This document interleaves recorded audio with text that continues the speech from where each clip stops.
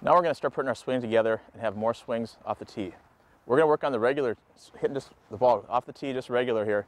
What Megan's going to focus on, though, when she's hitting off the tee regularly, is she's going to look straight ahead, visualize the pitcher's there, focus straight ahead. As she makes contact, her head's going to come down and hit the ball every time off the tee. We don't want to just stare at the tee the whole time, because we're not going to have our head down that direction when the ball's coming in from the pitcher. So we want to just look straight ahead, focus, and hit the ball off the tee. So just start nice and controlled. Start off easy if you're putting things together still. Just look straight ahead, and then hit the ball off the tee.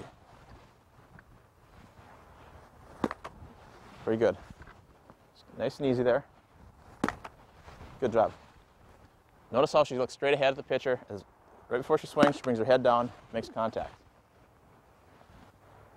Good job. We'll do a couple more here.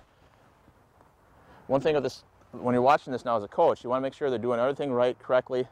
Make sure they're getting their hips turned, make sure they're firm front leg when they're making contact, and they're driving their hands inside the ball.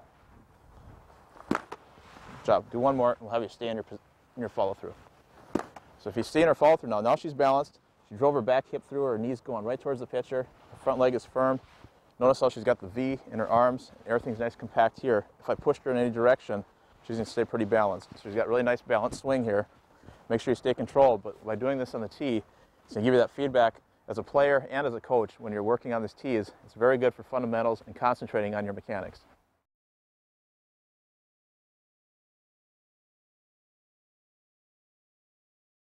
One thing with the drill when you're doing regular tees is you can use a mirror to give good feedback for the players. If we take a mirror and we have it, we can make sure that we have that mirror giving that immediate feedback to the players. They can focus on their swing just as much as the coach can at that time. So we're using the mirror. Now this will give immediate feedback to our players, and she can look and see herself after each time she swings of what she's doing. So go ahead, Megan. She'll swing, she'll look, and she'll kind of look in the mirror, and she can kind of see herself that way. So she'll look straight ahead at the pitcher. She'll swing, and she can give that immediate feedback where she's doing everything correctly with her legs. We talked about with her firm front leg and her back leg being in L position. Let's do a couple more. As long as your players know, and we talked about earlier, I believe, was the fact of knowing yourself as a hitter, probably more than your coach is going to know you. As a hitter, you want to make sure you know your swing. Go ahead and swing, Megan.